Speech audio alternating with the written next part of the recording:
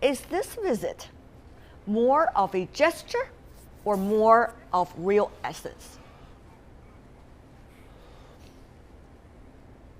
Well, certainly I think the timing and the issue on the table are both extremely significant. Timing-wise, since Tsai Ing-wen took office on May 20th, due to her strong position supporting the pro-Taiwan independent agenda, most of the official communication across Taiwan Strait has been suspended. So a party-to-party second track of communication becomes a lot more important than when KMT was the ruling party. And in terms of issue, while there were prior KMT CPC forum, those fora never focused on the peace agenda. Rather, it only focused on cultural exchanges, economic and trade issues, as those were one of the two agenda items established on 2005 by Lian Zhan and Hu Jintao. So the peace agenda was never formally on the table, and this is the first time it is on the table.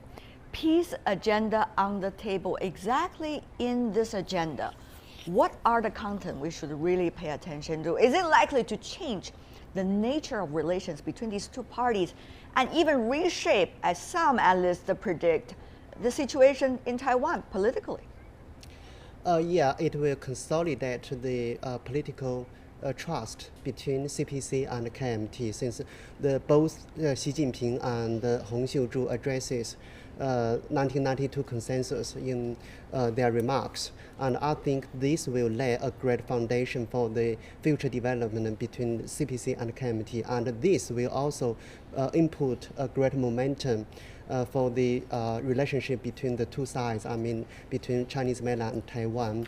And I think Hung Hsiu-chu's visit will, of course, be very significant since it will input or it will enhance the cross-strait economic cooperation, the cultural exchange, and people-to-people contact. Well, a lot of on the agenda, cultural and economic together with the people-to-people exchanges. That's a lot of content, I have to say. Mr. Paal, you've been working in Taiwan from the American side for quite a number of years. What would this visit mean for Mr. Tsai Ing-wen, who is now heading the administration now in Taiwan? Well, I think it's much more meaningful to the Kuomintang party than it is to Tsai Ing-wen. The KMT, the party, is in very poor shape domestically in Taipei, and it has a lot of work to reconstitute itself. Probably will have to make some adjustments in leadership over the longer term. Under these circumstances, I can understand why China would want to play the long game and try to invest in the continued institutional relationships between the two parties and in the policy foundation, the political foundation, which is the 92 consensus or one China policy that China advocates. And so I see that's why there's a careful attention to protocol, the warm reception for her. But I think you have to keep your expectations under control. What kind of expectations? Are you keeping your expectations under control, Mr. Hong? Mr. Zhong, rather. Just on one point, that is for your question, it will, I think, exert a great pressure on Tsai Ing-wen, since most Taiwanese will wonder why KMT could have that capability to conduct a good relationship with the Chinese mainland. Why DPP or Tsai Ing-wen could not have that capability? This undoubtedly will exert a great pressure on Tsai Ing-wen. And another point is the exchange between KMT and the CPC would set a good example for DPP. That is, if DPP could accept 1992 consensus just like KMT, then CPC could conduct its relationship with okay, DPP. Mr. Zhong, several points you have already mentioned. I have to do it one by one. One interesting point, Ms. Lei, is whether the people here in Taiwan would consider the achievements of this specific visit by the head of the Kuomintang party to the mainland as a great advantage for the party over the TPP, or rather over the DPP, or is it going to be one of those already within their expectations because they know the Kuomintang is having a better relationship with the Chinese Communist Party rather than the DPP itself? And even though that, despite of that fact, they still have Tsai Ing-wen in power. So how much expectation do you have this trip would inject vitality into the Kuomintang party in Taiwan? Well, certainly when Tsai Ing-wen ran her leadership campaign, she focused on maintenance of status quo without specifying how she would do that. So a lot of people, after she took office, after the May 20th and October 10th speeches, have cast certain doubts in terms of whether Tsai Ing-wen will be effectively maintain the status quo.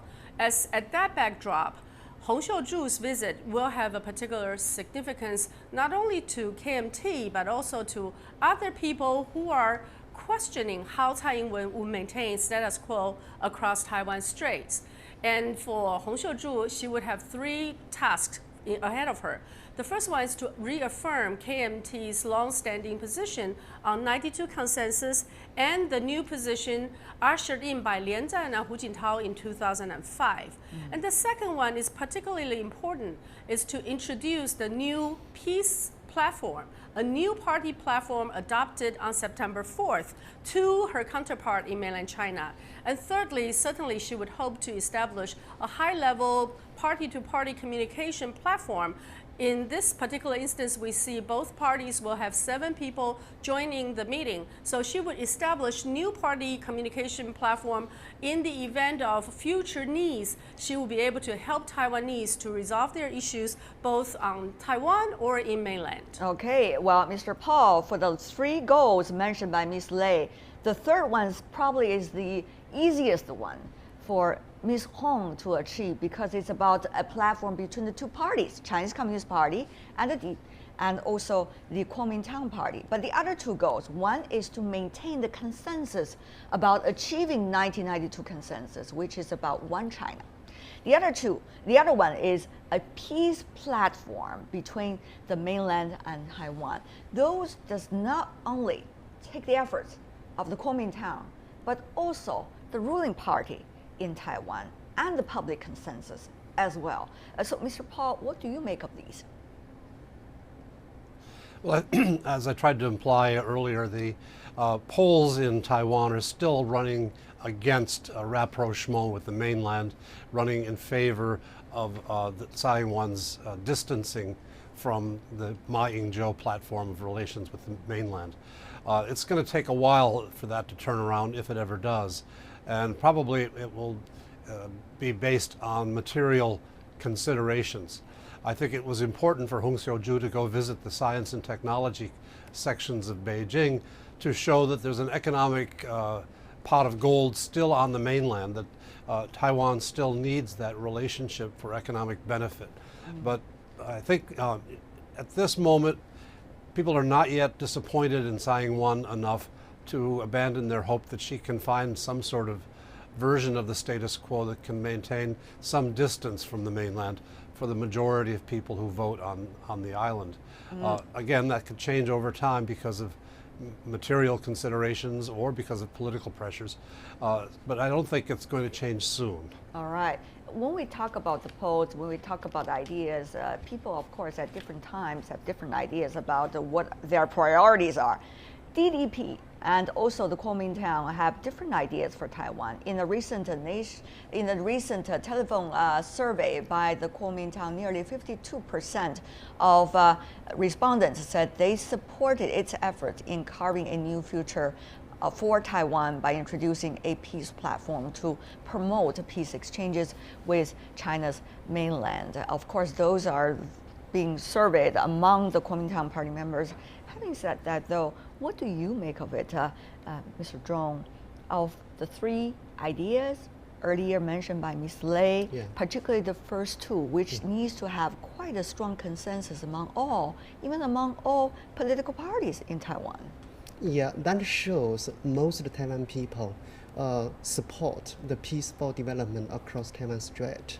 And you know, the peace and stability across Taiwan Strait could benefit those common people in Taiwan, for example, those farmers and fishers could sell their agricultural products to Taiwan, so they could earn a lot of money. And another point, those businessmen, Taiwanese businessmen in Chinese Mainland could continue to invest in Chinese Mainland. So all of them support the peaceful development. So they of course support the peace platform. Between CPC and KMT. And the most important reason is Taiwan people are just worried or concerned about the future development across Taiwan Strait. They're just worried whether the future of the Taiwan across Taiwan Strait relations will meet some uncertainties or some turbulence. If in the they could meet some uncertainties, then the outer environment could be in danger. That would be set a great shadow for the Taiwan development. Of course, coming from the China's mainland, many people here focus on the economic factor about Taiwan's future. But for those in Taiwan, on the island, people are talking about different issues. Ms. Lei, you understand this right before the election, there was huge debate about the advantages between the two parties. And you were originally coming from the Kuomintang party, but you know what the Kuomintang party is now experiencing right now. It has to re-streamline itself. After the election, Mr. Ma Ying-jeou earlier, who is the former head of the Kuomintang, also met with the Chinese Communist Party leader, Mr. Xi Jinping. That was supposed to be a grand gesture coming from Mr. Xi toward Mr. Ma's achievements and work. But on the other hand, the party itself seemed to need to have a urgent freshen up, shall we say, to move forward. Ms. Lei. Well, certainly KMT needs to find its hearts and souls and find a new reason for being, to be able to rally up its supporters and tell them that we're leading you to a particular direction. And here is the issue. Before the election, nobody has really challenged the peaceful status across Taiwan Straits. So while KMT kept reassuring people that the political foundation of cross-strait relations are very important in terms of the development within Taiwan, people did not have any experience to say, what if it doesn't exist? And after the May 20th and after the October 10th, if you ask the rank and files in Taiwan, like I spoke to, taxi drivers, street peddlers, they have experienced a crunching of economic belts. And they understand that the prosperities and a lot of friendship and hospitality we enjoyed in the past did not come in vain. It came with a precondition, that is, people across the Taiwan Straits recognize each other as brothers and would like to help each other in tough times and good times. So now Tsai Ing-wen is going to be challenged, not just by political elites, but she's going to be asked by taxi drivers and street peddlers on how do you ensure our future. And I think this will be very slow coming, but it's already in its work. It seems that, Mr. Zhong, the challenge faced two parties in Taiwan are very different. One is how to revitalize itself, which is the Kuomintang party. The other, of course, DDP, is about what can you bring to the people in Taiwan? What about the economic future? Even though the questions are different, but as we earlier mentioned several times, Taiwan moving forward needs consensus. So what would this mean? I mean, the moving factors about the strengths of two parties, consensus about the public in Taiwan, what would this mean about the opportunity for cooperation, if there is any, between these two parties? If there is any cooperation between DPP and KMT, then should be peaceful development across Taiwan Strait. Without peaceful development across Taiwan Strait, then Taiwan could not enjoy an peaceful outer environment. Then Taiwan could not enjoy a broad future. But the political foundation or political basis for the peaceful development should be 1992 consensus. There is a little bit difference between KMT and DPP. Okay, so, Mr. Zhong, because you are coming from the mainland, so may I ask you specifically, what kind of gesture, for example, coming from DDP or coming from the now leader in Taiwan, Mr. Tsai, that would give the mainland the signal that they are subscribing to 1992 consensus, they are subscribing to peaceful development across the Taiwan Strait. What kind of signal? Can you be specific? Okay, that's really a good question.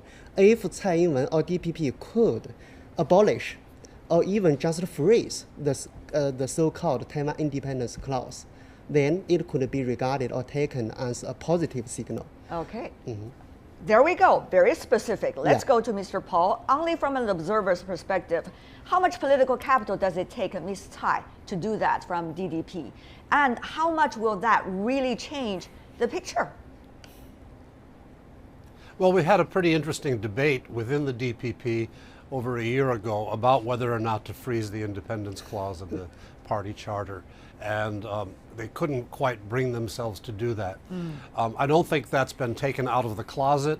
It's still in there. If they absolutely need something, maybe they'll go back to that issue. But they don't feel the need to do that yet. They're still enjoying political support in the polls that for a non-reunification stance, but people don't want disruption either. So Ms. Tsai has occupied a gray zone between unification and independence, where she thinks she can get the most support, or where she thinks the balance of political will is in Taiwan.